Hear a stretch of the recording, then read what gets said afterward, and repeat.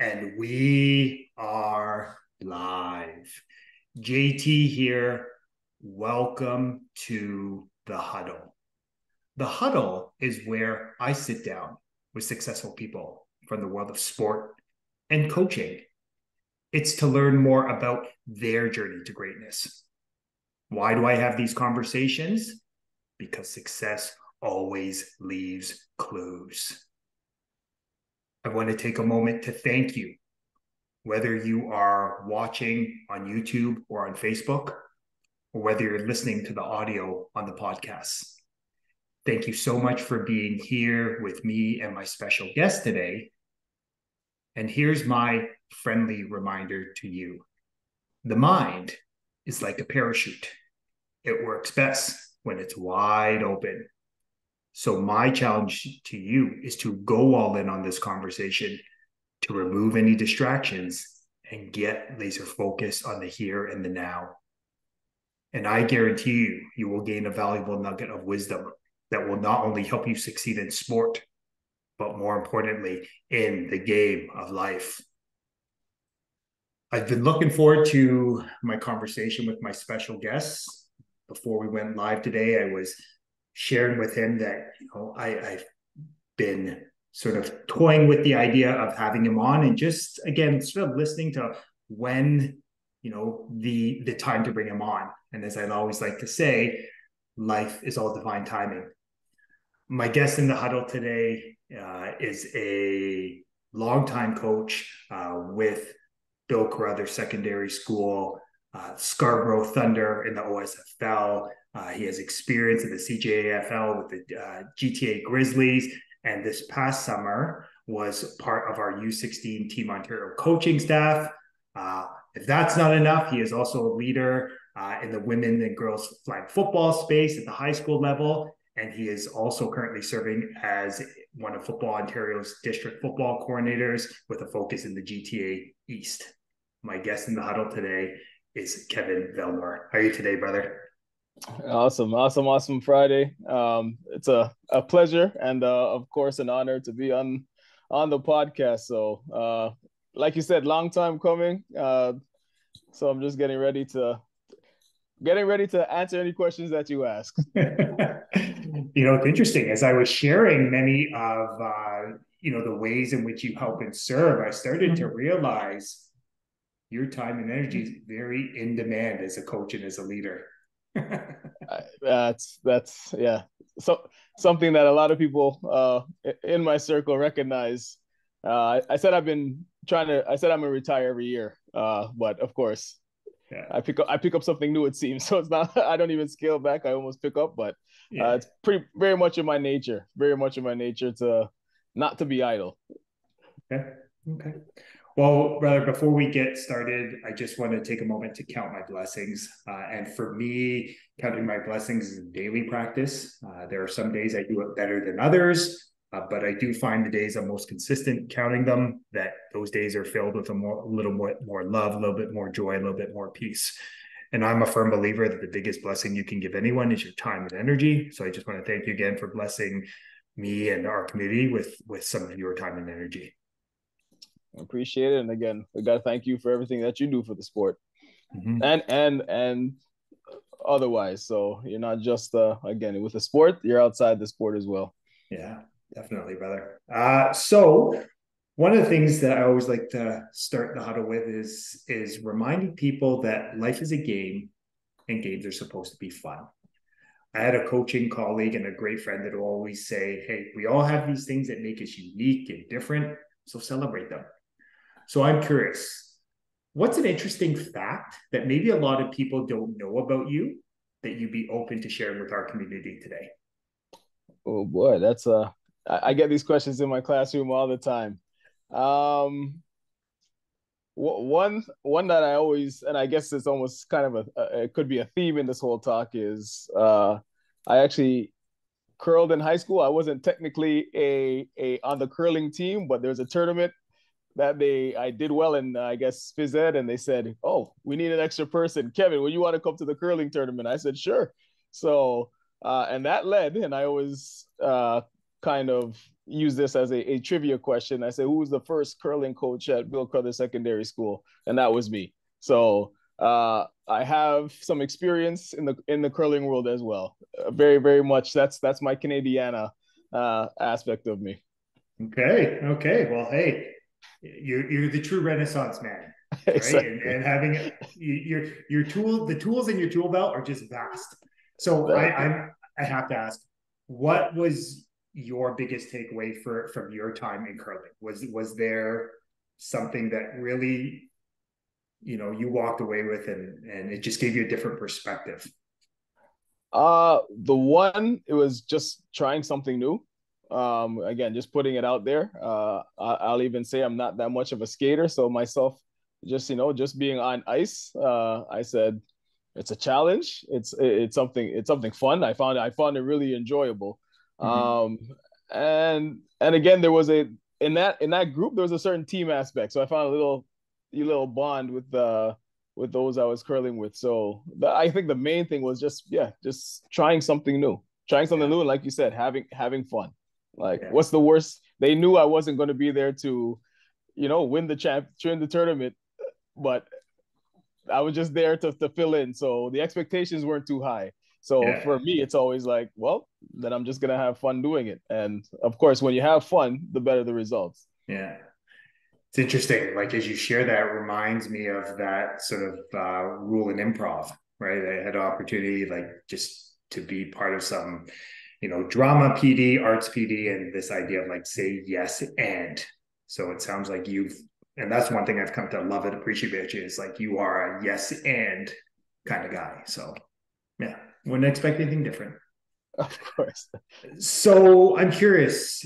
You've obviously had a very diverse and wealth of experiences in sport, right? You were first a high quality athlete, and then you've transitioned into becoming a high quality coach for many years, and again, helping and serving at a number of different levels.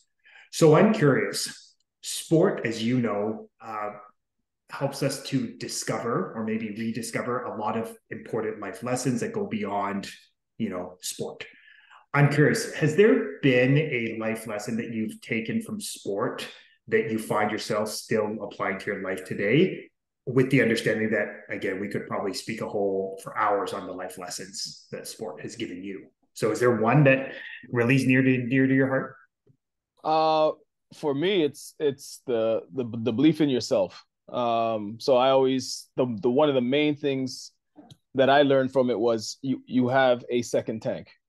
So a lot of times you'll exhaust whatever it is you're doing. So maybe it's you're putting together a plan or anything, and you're saying, "All right, this is all I have." From sport, I've always learned that's not it. You might have to take a break for a second, but you're always going to have that reserve tank that you can tap into to complete the job. Mm-hmm. Um, and that's probably one of the main things is and then that also led into another one where it's going to be all right. Like, things will happen. You get your education, you get your experience, but in the end, it'll be okay. Mm-hmm. And it's interesting, like it sounds like that idea of like in sport, as in the game of life, there will be moments where you get knocked down, right? Challenges, obstacles, adversity. And, there'll be those moments where you start to question, like, why am I doing this? Why am I putting myself through this? But it sounds like for you, it's just that reminder to sort of probably pick yourself up and just keep moving in the direction of where you want to go. And things have a way of working itself out. Uh, Absolutely, and I think I'm going to add to that because this is something that I've been highly blessed with throughout my whole life, uh, within sport and without. I've always had good people around me. The support system is extremely key. So there's those times where again you don't think you have that second tank, and someone's going to say, "No, you got this," and it's something that somebody you trust in, and you're like, "Okay, you know what? I do have this." So that support system is also very crucial in how you can overcome adversity, Mm-hmm. because sometimes as we know, you get into your head too much, and you need another voice. You need someone to just kind of put you back on track. But if you don't have that system, it's a difficult thing. It's hard to fight you versus you. Yeah.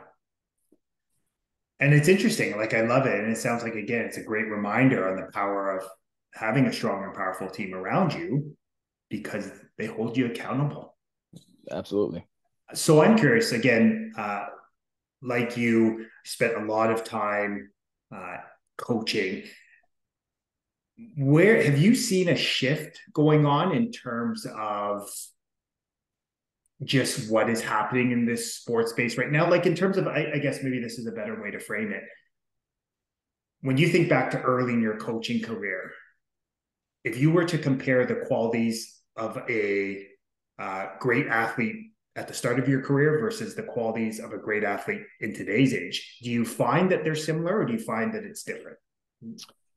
Uh it's when you're looking at the quality, it's different when you because you're looking at access to training, opportunity to training, the amount of information that athletes have now.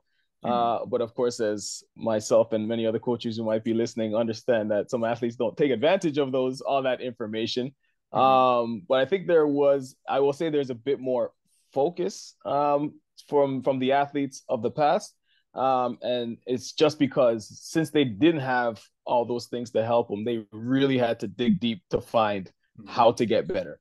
And it was an internal. Like if you really wanted to, you could. There was back then there was trainers, there was access to gyms, but sometimes you had to travel an X amount of hour minutes or whatever to get there compared to having the Good Life or the LA Fitness just down the street or just popping on YouTube and seeing coaches from all over the world giving you tips. So that focus and that I'll say that research, which kind of led to the ability to kind of just build a I don't want to say tougher in terms of physical, but just a tougher mentality towards their goals is kind of the difference. Not to say that there's athletes who have that today. There's many athletes who have that today who have that drive, but it's the access is just there now. Like these athletes have. I almost say there's no excuse to not get better because everything is in your hand on your phone. So, but back then, and of course you hear stories of back then people were making, how did you send out a highlight tape? You had to do the VHS, 2 VCRs. I know for any of the younger people listening, they might know what a VCR is, but it was a process. So I might even break it down to that. The process, the athletes of the past had to dive deep more into the process than some today. Yeah. Well, and it's interesting that you share that because I think of, the journey, because again, we've sort of been, if we're talking our coaching careers, right, sort of span the same time length. It is interesting, right? Like back, early in our coaching careers, information wasn't as accessible, right? People actually, if you wanted something, you actually had to go out and go find it. Right. Where now they are blessed. And what's always kind of got me to think is, I remember someone shared with me once that the power of the phones we have in our pocket now are their power is greater than the computers Bill Clinton had during his last years in office in the late 90s. So you start to realize that right there, the president, the president of one of the strongest nations, he had as much power as any person with a phone does today. Right. So it's really like, it's interesting, but like you said, what are you doing with that knowledge? Like the knowledge is accessible, but can you actually put that knowledge into practice? Right.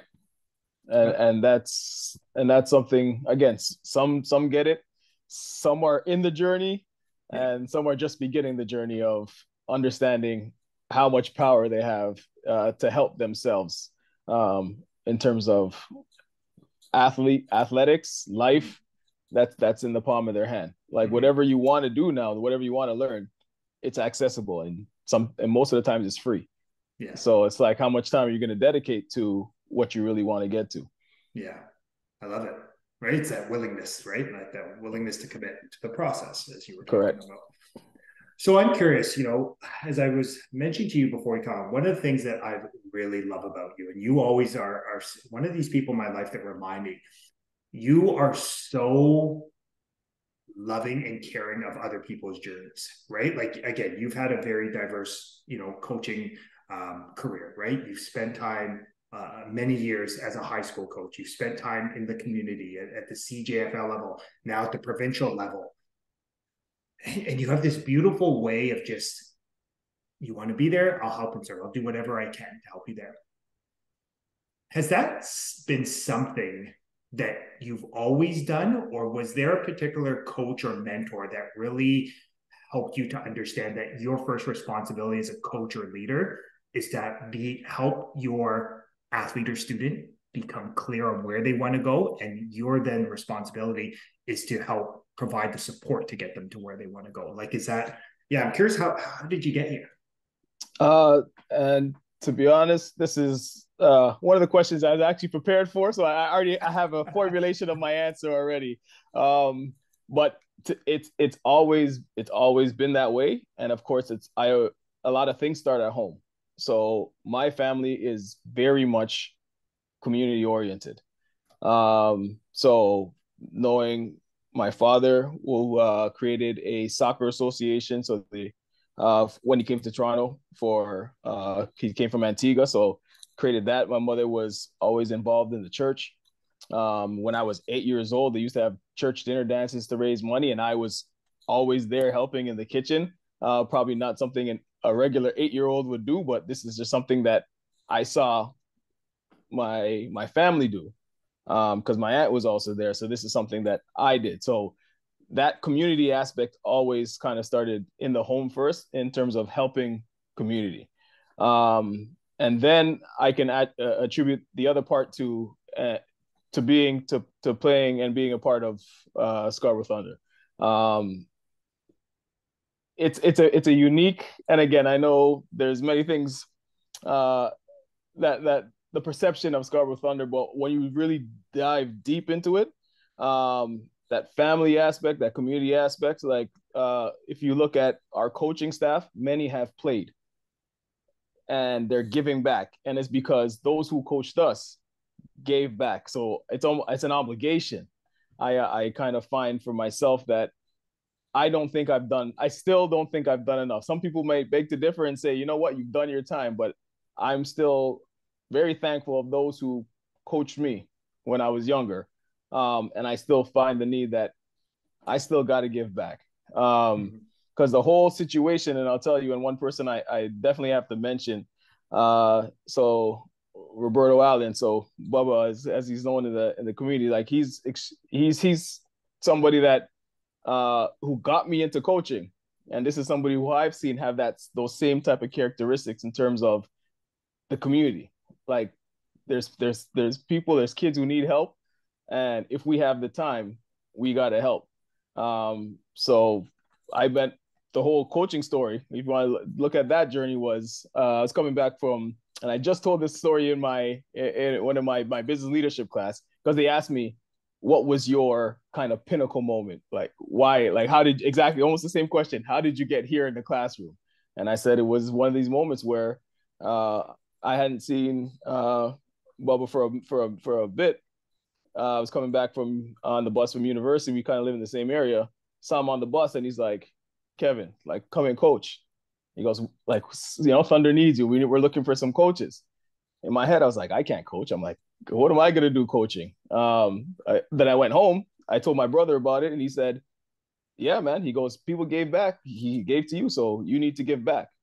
So that started that journey. And of course, I'm still here because that moment has kind of trickled all throughout my life. Um, and then, of course, it led into teaching. So that whole having that football background led into me teaching, and led to me to where I am, where I've been. So, of course, we always know the power of sport, Mm-hmm. but the power of coaching has also led into this. But it's always, like I said, it's from the home to those who I consider in my circle. It's always been a community kind of focus. Hmm. And then of course, as you go on, you see and you recognize the importance of not only building a community but maintaining a community. Um, Especially over the couple of last years, where now we're still coming out of a different time. We know life stopped for 2 years, Hmm. but that 2 years is not going to just change in 2 years. So Hmm. we're there's still a need for help. Like Hmm. there's different organizations, different people that need help. So if I have the time, I always tell myself, if I have the time without burning myself out, I can only help, because it comes to uh, a famous quote that was one of my favorites. I told you I was a bit prepared here. So a life is not important except in the impact it has on other lives. Jackie Robinson, and that is something I live by. Like I don't consider myself. I know people always tell me, "Oh no, you got to think. You got to like be happier for your accomplishments and what you're doing." But for me, I just see myself as one of the 1 billion people on this earth. But so I just need to help. I need to help the others. Like Hmm. what's going to make me satisfied is I'm out there and I'm helping people, and then it's an effect where they'll start to help people. Hmm. So long-winded answer. So I hope I didn't. No, and you know what? I love it. And again, I love it because it's such a simple message, right? Like it comes down to like, it sounded like again, you feel this deep responsibility to give back, right? Because others have done it for you. And now it's your turn to do it for others, which will then inspire those that you are currently giving to then give back, right? So it's like that full circle. It's that as we talked about in Team Ontario this year, this play it forward model. Right. Okay. So I'm curious, you know, anyone that knows you knows you feel that deep responsibility to give back. I believe what separates you, and I see this, right? Just the nature of being around other leaders is you are so committed to serving them wherever their journey takes them, right? Like I've seen how you interact if an athlete at Carruthers feels like it's time to move on. I've not seen it once. I've seen it multiple times. I've seen one that, okay, it's through Scarborough Thunder. Okay, you know what? I feel called somewhere else. Or even I saw this year with Team Ontario. So I guess that's like, how has that become such a well-formed habit for you? Is like some people feel their journey's not with them. A lot of people take that personally. You don't. So I guess has that just again been something that you've always done, or was there a moment that you really started to learn the power of that lesson? Like my job is to help and serve them in whatever way I can. Uh, I think that's something I've always done. So I'm trying to think of if there's one moment where that was an epiphany to me, but I don't think so. It's pe- people are going to end up where they need to end up. Like that's just what it is. So what can I do? I can't be upset if that's where you want to go. I can provide my guidance. I can try and help you get to where you want to go. But at the end of the day, you're going to end up where you belong or where you wanted to make that decision. So in my role, I'm going to help you. I'm going to help you. Whether you succeed or whether you fail, I'm going to be there to help you, because that's I think that's just the role of the coach and the educator. Like we're not there to play. They're like, we're not dealing with video game players. We don't have controllers. We're there as a vessel to help them get to where they want to be. Mm-hmm. And if they falter, they make the wrong choice. All right, what's next? How can I help you? And then like where do you want to go? Um, so it's for me, it's just I look at them, they're people.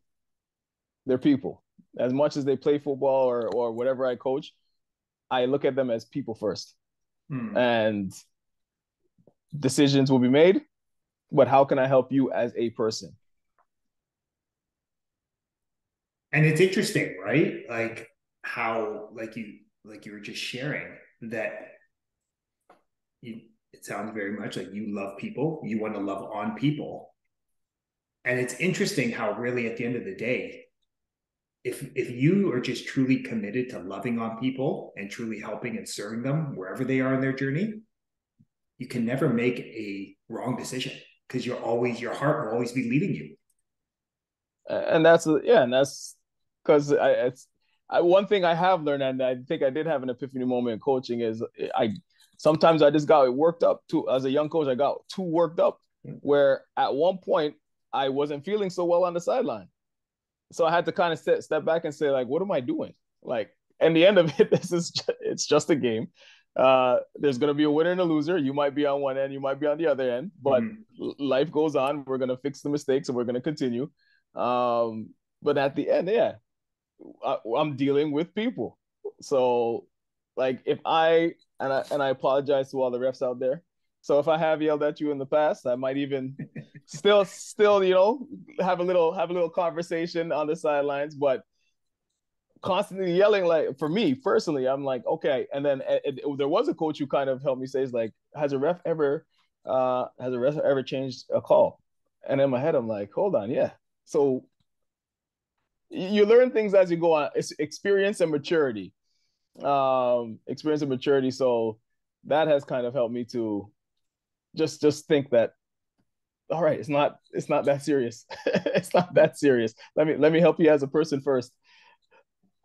And it's I love that because similar to you, right? I think Right. many of us on our coaching journeys, right, when we're that young, full of ambition and drive and hunger, we coach like we're coaching in the fourth quarter of a Super Bowl. Right. And then you kind of get to that point where you realize, oh my gosh, like I feel exhausted coaching this way, right? And you start to realize at the end of the day, it's a game. Yes, we all want to have one more point on the scoreboard at the end of the day, but the reality is it's not always going to be in your favor, and that's okay. It's just part of this process. It is a process, and again, you have people looking up to you, so you got to say, okay, you want them to trust you in a certain way, in terms of you're telling them a technique, or you're giving them advice. You want them to at least be open to listening to you. But if sometimes they're looking over, like, hold on, who am I really listening to? So you gotta conduct yourself in a way to be like, okay, you know what? I do have people who trust me, so I gotta look trustworthy, in a sense. Well, and I think you bring up a good point as you say that, right? Like that idea, like it sounds like again the importance of leading by example, Yeah. right? And how often, I mean, you've been in education, for a minute. You know that people often say, "Oh, young people, they're not resilient, right? They don't have grit." But the question I would always, and again, I'll challenge myself here is, am I demonstrating grit? Am I demonstrating resiliency, right? If you're kind of going up and down based on the numbers on a scoreboard, and you're getting all like a roller coaster, what do you think is going to happen to the young people you're trying to lead? Right. Right. So modeling is all the teachers out there might shiver at that, hearing that term, but modeling Yeah, is what you got to do. yeah, And again, there's times you're human. You're yeah, human. You're gonna act out of character. yeah, But it's all about, okay, what's the lesson learned? And even sharing that part of you that say, you know what, I shouldn't have done that. Like, maybe there's a way I could have attacked that, or in a more positive manner. But it's about growth. It is about growth. You're never going to be perfect. We're all human. But how do you grow from it? How do you learn from it and grow from it? Is the key, and that's the same thing that I want anybody that I interact with, in terms of, like, that's more of it, rather than just harping on something. Because, like you said, harping on even something, from I found myself harping on something, not, keeping you up at night, not the most healthiest. yeah, Like, we're talking about longevity here, so you yeah. got to be at the most peace, at the most calm you could be, and just take things with a level head, and then work your way through any difficult situations. Hmm. I'm curious as you share that, right? Like you talk about this, like this illusion of perfection. Like even as a leader, right? You're gonna have moments where you fall down, right? Like you're gonna have ones where you act out of character, right? Like Right. that's you're a human being, right?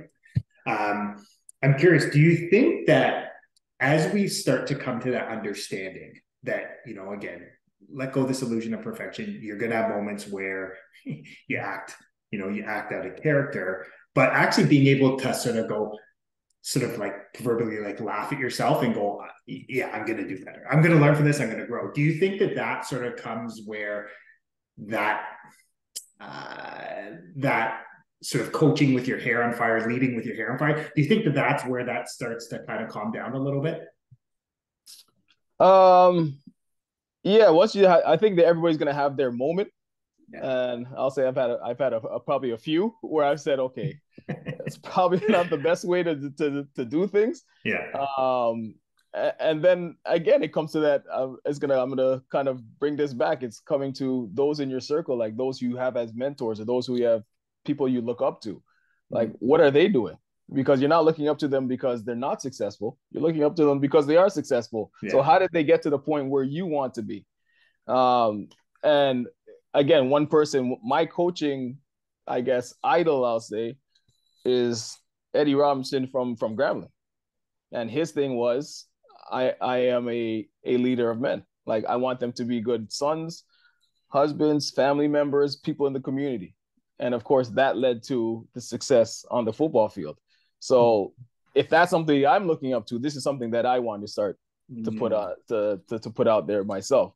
So it's very much about, again, I think who you're like, seeing where you want to be, Yeah. or who you want to be like, and picking that person. Because like I said, you don't pick anybody who's not doing well. I'm not going to pick the coach, or the coach who's 0-50 and all their players don't like them and they're all in trouble.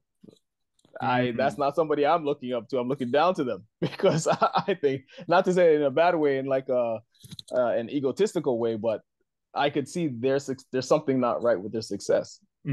So I got to look to somebody else and then trying to achieve that. It's interesting as you share that, and I love how you shared, how using Eddie Robinson as kind of like that mentor from afar sort of formed the type of man, the type of coach, the type of leader you are, because he wanted to be a leader of men. And it was interesting how that is you to a T, right? Like, yeah, the wins are great, but leading, men is more what drives you, is what you're passionate about. So it's interesting how that has sort of formed your journey and how you choose to lead. Right. And I'll add women as well, because I always have to, and that's one thing for me. I like to balance it out. I can't just focus myself on one particular type of group of athletes. Like, I like to, if I'm going to be a coach, I'm going to coach everybody and anybody. But that's just exactly what it is. It's just you like we were talking about before. You get more from the sport in life than the actual game. Yeah. Like, you might remember the best game you had, but the skills that you took away from your whole career of sports is going to be way more memorable, way more effective in your life. So that leadership, that's what in terms of the leading of athletes, the leading of people. Yeah. I want you to be good at the end. And this is something you probably heard me say, or somebody else have heard me say, but my championships are never on the field. My championships are when I see those who I've coached, whether they're playing pro, if that was their goal, that was their pathway, they got there, whether they played post-secondary, whether they become doctors, lawyers, plumbers, whatever it is. But from what we took in football, they got to where they wanted to be in life, and now they're happy and they're thriving. That's my championship. That's my Super Bowl. Yeah. Like, when I've seen that you're doing good now, and it's 10 years from now, that's all I need. Okay. So I'm curious, we had some fun. You and I kind of had we'll call it kind of like a creative project, a passion project. Who knows? Maybe it's the educator in us. Last year we started to play around this idea of finding some opportunities to providing real and meaningful real world experiences for one of your business leadership classes. And then we sort of tied in some of the work that we have been doing provincially, right, in the Right. football space. So I'm curious, you're kind of going into this space now where you're looking to sort of create more of these connections, right? Like our passion project, your summative was great. Like Right. giving these leaders, like, yeah, let's plan out a provincial flag event.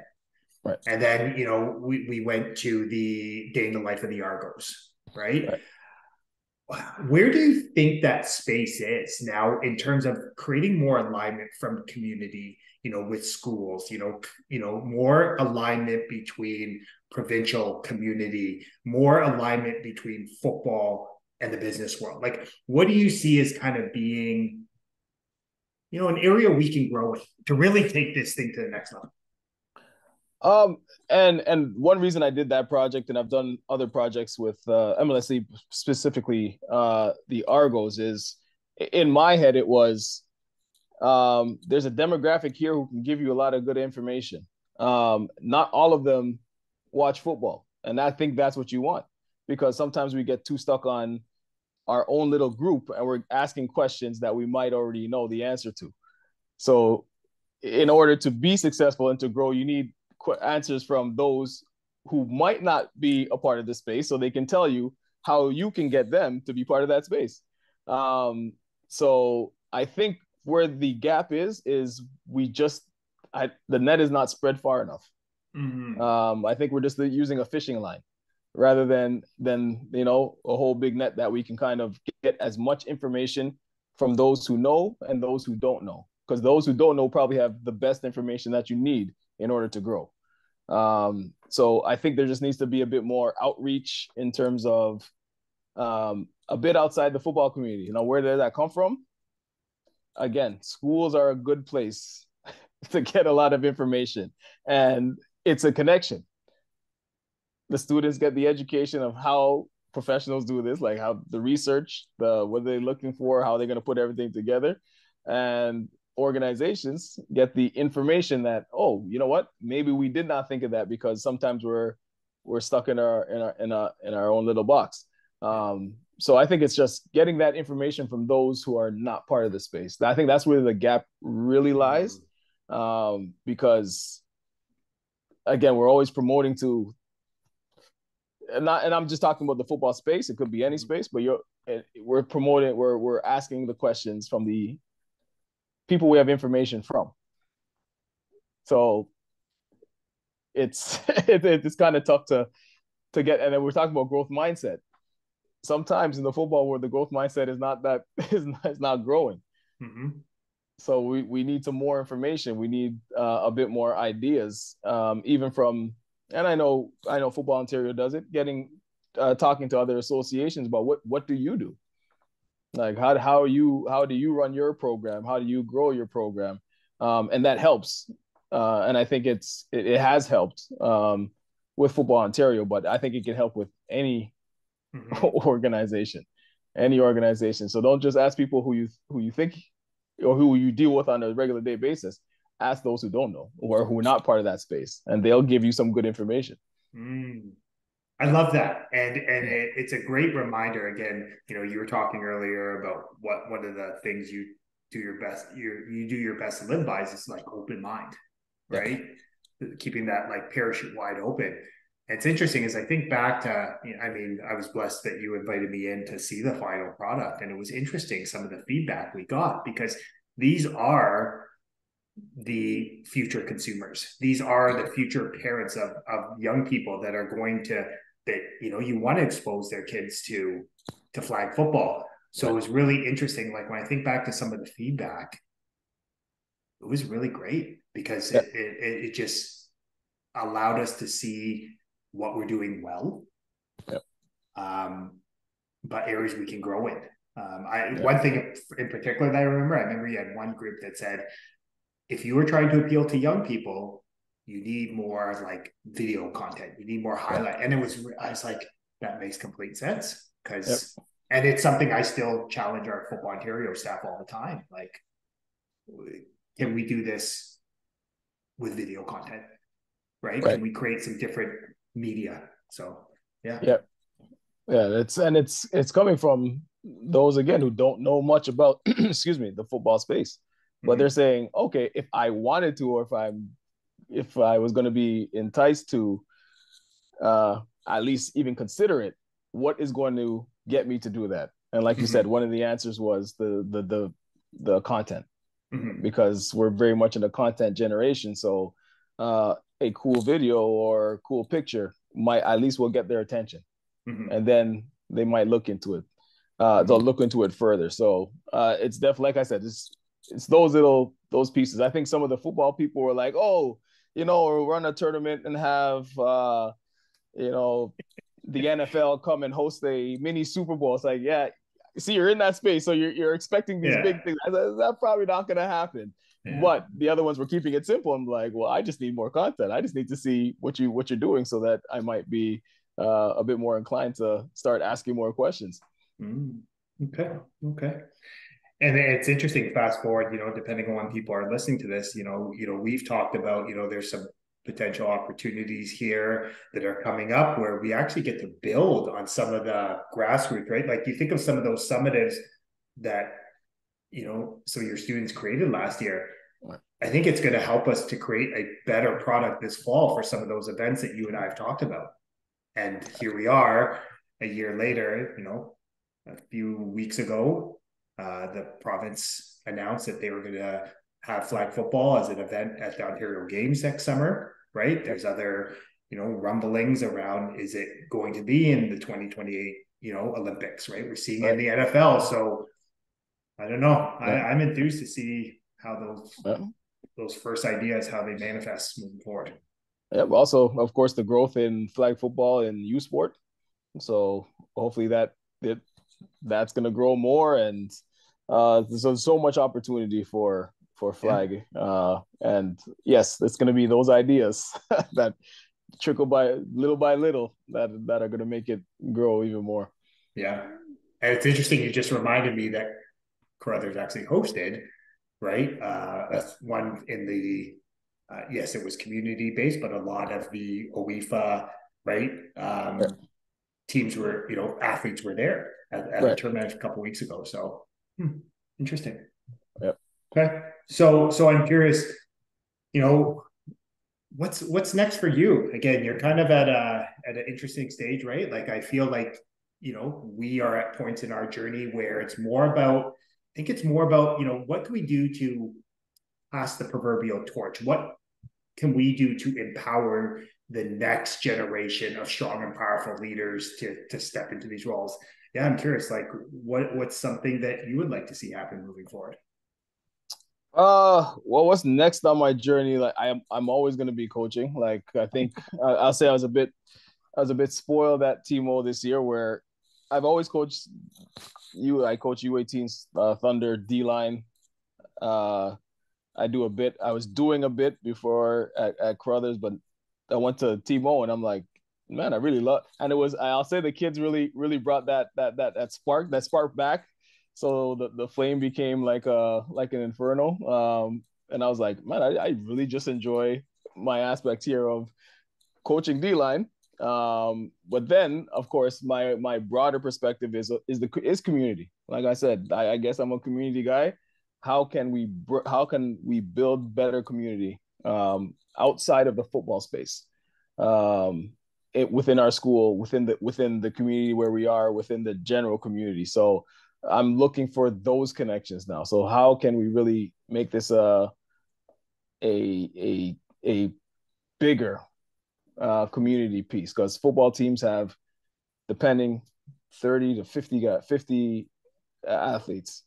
There's a lot of good that could be done with 30 to 50 athletes, that will make a bigger impact. Mm-hmm. Not only for the athletes, because we know some of us are come from spaces that others don't. Um, and football is, you could call it a privileged sport. Like sometimes for one, you're privileged to play the sport. Like anytime you get an opportunity to play the game of football, you're privileged. Mm-hmm. So how do we give that back? How do we give back our opportunities that we get in football? How do we give that back to others Mm-hmm. in the community?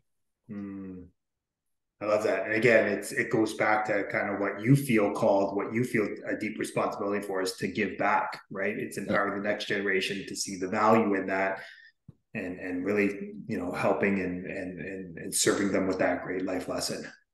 Yeah. So I'm curious if anyone has any questions. Maybe it's someone who wants to learn more about the Team Ontario process. Maybe it's a business that wants to learn about ways to where they can sort of connect school or in the community.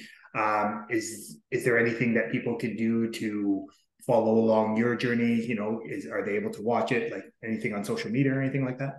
I do have my coaching account, which I'm just I did that to start just to fool around with the social media thing. It was that business sense where I'm like, okay, this is what it is now. Let me see what I can do. So some people have probably seen me with some of the I coach boxing on Sundays. So Yeah. I started doing little videos, and I'm not an influencer in any way. I just said, oh, let me just it's one of the I told you I don't like to be idle. So I said, oh, Yeah. I got some time. Let me see how I can do these videos.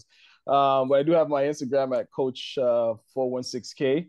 Um, and then, of course, at the East GTA DFC at footballontario.net. So that's another the email. And then again, just to go into the business into the marketing mind, the whole Coach 416K handle is a play on words. So I took that from the 401k in the States, which is an investment, 416 being Toronto. So my thing is like you're investing. I don't not you're not investing in me, but I'm investing my time to help any of the Mm, athletes get better. So I okay. found that pretty clever. But so Okay. it was so there you go. The business mind in me is always working. Yeah. It's always Yeah. working. So yeah. Well, I love that. Now that helps me to better understand why. And again, I think that that's a great, like, sort of like tongue in cheek way of really just highlighting who you are. Uh, Right. So I'll be sure to share each of those, the handle and the email in the description, either on YouTube or on the podcast. So, brother, I just want to take a moment to acknowledge you. I want to acknowledge you for the great son you are, the great man, the great teacher, coach, mentor, friend, but more importantly, the amazing human being you are. As I've said to you numerous times offline, on this conversation, the one thing that you always remind me is the importance of just loving people where they're at, right? Like to give without expectation, and that's the one thing I think that you get it, you do it, you practice it, and it's a great reminder for me. So I just want to thank you for blessing me with that reminder. Oh, well, thank you. But again, I know I always like I said, people always tell me you should take more credit for what you do. But I got to give credit to those around me who helped me become who I am. So, Yeah. and of course, the new people I'm meeting, like yourself, that giving me new perspective on things. So I thank you, but I also gotta give my thanks to all those who helped me along my journey. Absolutely, brother.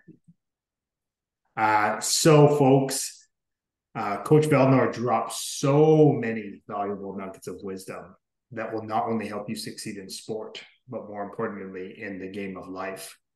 But as I like to remind you every week in the huddle, knowledge is potential power.